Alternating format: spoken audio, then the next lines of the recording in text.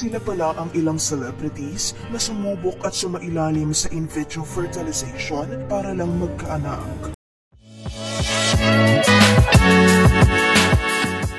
Cheska Garcia, sa isang episode ng programang Magandang Buhay noong 2022 na ibahagi ni Cheska ang kanyang naging IVF journey. Para sa kalaman ng nakararami, ang in vitro fertilization ay isang medical procedure kung saan isinasagawa ang pag-combine ng egg at sperm cells sa labas ng katawan ng tao sa pamamagitan ng teknolohiya para makabuo ng embryo at inililipat ito sa uterus ng carrier para ma-develop. Hindi nga naging madali para sa kanila ng mister niyang si Doc Kramer ang sumailalim sa siyentipikong pamamaraan na ito, lalo na ng 3 beses silang nabigo. Ninais kasi ng mag-asawa na madagdagan pa ang kanilang 3 anak na sina Kendra, Scarlett at Gavin. Pero bigo ang mga ito matapos hindi maging successful ang pagsubok nila ng IVF sa pangatlong pagkakataon.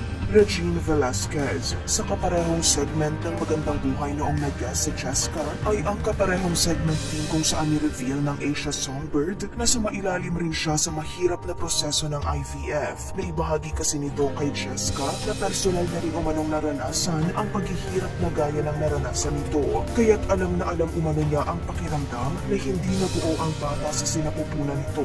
Pagkumpirma ni Regine, alam mo mahirap talaga na maka-experience ng ganyan. The thing is, only us who actually went through it can understand, and I also went through it before.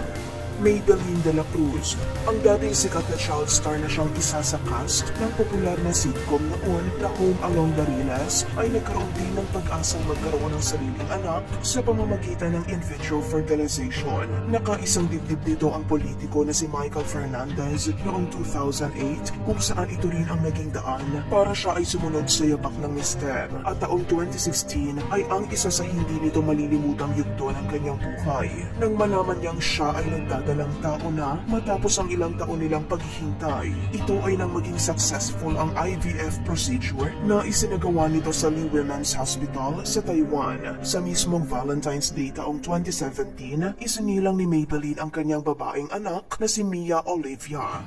Bernadette Sembrano, masakit man umanong pag-usapan ang tungkol dito, pero nagbahagi pa rin ang batikang broadcaster sa kanyang naging fertility journey. Sa loob kasi ng mahigit 15 years nilang pagsasama ng kanyang mister, marami talaga ang napapatanong kung bakit wala pa silang anak. Isa sa dahilan ay nang madiagnose siya ng endometriosis at myoma. Bilang nasa 40s na ito, sinubukan niya magbuntis through IVF taong 2018. Nagkaroon sila ng malaking pag-asa lalo na nang mabuo ang kanila sanang baby na si Molly, pero sa kasamaang palad nakunan si Bernadette makalipas ang ilang linggong pagbubuntis.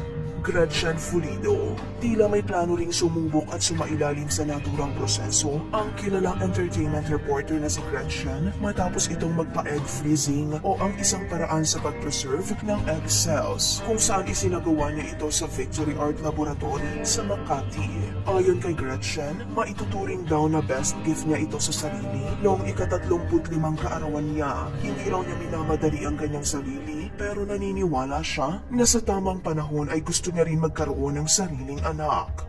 Katja Santos, kamakailan lang nitong April 2024, inihayag ng dating miyembro ng Viva Hot Babes na pinaplano nila ng kanyang fiancé na mauna muna silang magkaanak bago magpakasal at sumailalim sila sa in vitro fertilization. Pagbabahagi niya pa sa isang interview, nagsimula lang silang makaraang taon at sa edad na 42 years old, mas priority umano nilang magkaanak muna. Nagpropose na sa kanya ang kanyang partner para mabigyan daw ng katiyakan na nasa tabi niya ito anuman ang mangyari sa IVF procedure. May isa lang anak si Katja sa dating asawang si Antol de los Reyes na si Tala.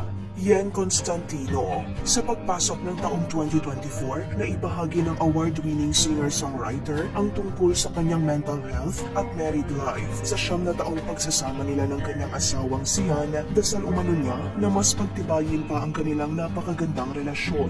Pero kahit mag-iisang dekada na silang kasal, tila wala pa sa plano nila ang magka-baby, kaya naman nais nilang sumailalim na lang muna sa pagpapa-freeze ng eggs para hindi sila mabahala kung sakaling nagdesisyon na silang sumailalim sa IVF. Naniniwala umano sila na darating at darating ang tamang panahon kapag handa na sila sa responsibilidad na ito. Ay de las Alas, naiyak ang comedy queen nang mapag-usapan ang tungkol sa plano nila ng asawang si Gerald na magkaroon ng sariling anak. Sa isang panayam noong January 2023, hindi napigilan ni Ay ang maging emosyonal nang humarap sa press. Malungkot na kwento nito na 2 beses na nilang sinubukang makabuo ni Gerald ng baby sa pamamagitan ng in vitro fertilization pero hindi raw ito nagtagumpay. Hindi naman kaila na malaki ang age gap ng dalawa at mas matanda ito kay Gerald. Kaya naman bago pa sila ikasal, nagpa-egg freeze na ang aktres na ngayon ay isa na lang umano ang natira. Vice ganda. Sa isang interview, minsan nang ni-reveal ng comedy superstar na si Vice ang plano nilang magkaroon ng anak ng partner nitong si Ian Perez. Hindi nga umunahad lang ang kasarian nila, lalo nagplano nilang simulan ang proseso via surrogacy. May iyayag ng komedyante na gustong-gusto na raw nilang magkaroon ng anak ni Ian. Sa katunayan, nakaschedule na raw sana sila na pumunta sa isang doktor sa Amerika, pero hindi lang ito natuloy dahil sa sobrang kabisihan sa trabaho. Kaya naman para matutukan ito, naniniwala si Vice na kailangan niyang isang tabi muna ang showbiz para maisagawa ito. Alex Gonzaga, isa rin ang comedian, actress at vlogger sa may mapait na karanasan sa pagbubuntis. Matatanda ang noong November 2023, naglakas loob itong ibahagi ang kanyang masalimuot na karanasan matapos makunan sa kanya sanang second pregnancy noong October 2023. Matatanda ang naging painful din ang miscarriage nito sa unang pregnancy journey niya noong October 2021 at sa ikalawang pagkakataon ay hindi rin naging matagumpay ito nang magdesisyon sila ng kanyang mister na si Mikey Morada na sumailalim sa IVF. Aminado ang aktres na isa sa nakapagpabuo ng desisyon niya na iasa sa siyensya at teknolohiya ang pagkakaroon ng anak ay nang dahil sa pressure mula sa mga taong nasa paligid niya.